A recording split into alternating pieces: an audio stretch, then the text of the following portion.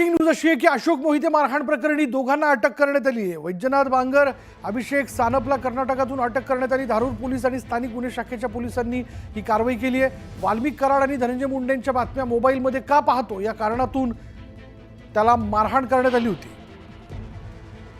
आणि या प्रकरणात दोघा जणांना कर्नाटक इथून ताब्यात घेण्यात आलंय। वैजनाथ बांगर आणि अभिषेक सानप हे ते दोघं असण्याची शक्यता आहे। खात्रीलायक सूत्रांकडून याबद्दलची माहिती आपल्याला मिळाली आहे।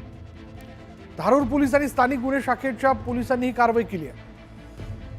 वाल्मिक कराड आणि धनंजय मुंडे यांच्या बातम्या मोबाईलमध्ये का पाहतो म्हणून ही मारहाण करण्यात आली होती। जखमी अशोक मोहितेवर लातूर इथल्या खासगी रुग्णालयात उपचार सुरू आहेत।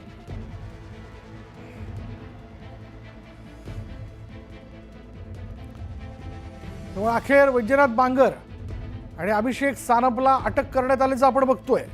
या दोघांनीच मारहाण केलेली होती।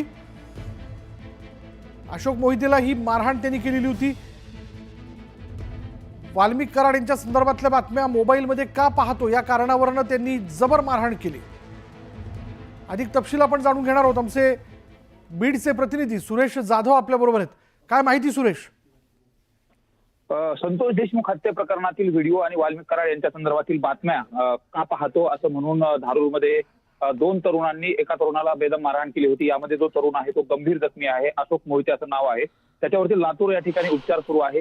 मात्र मारहाण केल्यानंतर अभिषेक सानप आणि वैजनाथ बांगर हे दोन जे आरोपी आहेत, तसं तर 19 आणि 21 वर्ष वय आहे यांचं, मात्र गंभीर गुन्ह्यामध्ये आणि विशेषतः ज्या पद्धतीने मारहाण केली, सध्या लातूरमध्ये अशोक मोहिते यांच्यावर उपचार सुरू आहे आणि कर्नाटक पर्यंत पळून गेलेले होते। बीड पोलिसांची जवळपास 5 पथकं त्यांच्या तपासासाठी रवाना करण्यात आली होती आणि त्यांना अटक करण्यामध्ये यश आलेलं आहे। कर्नाटकमधून आता या आरोपींना बीडच्या धारूर पोलीस स्टेशनमध्ये आणलं जाणार आहे। मात्र संतोष देशमुख हत्या प्रकरणानंतर ज्या पद्धतीने बीडमध्ये क्राईमचे प्रकार घडत होते आणि तात्काळ पोलिसांनी या दोन आरोपींना अटक केल्यामुळे आता या प्रकरणामध्ये नेमकं कशामुळे मारहाण केली होती हे देखील सत्य बाहेर येणार आहे। धन्यवाद सुरेश या सगळ्या तपशिलाबद्दल।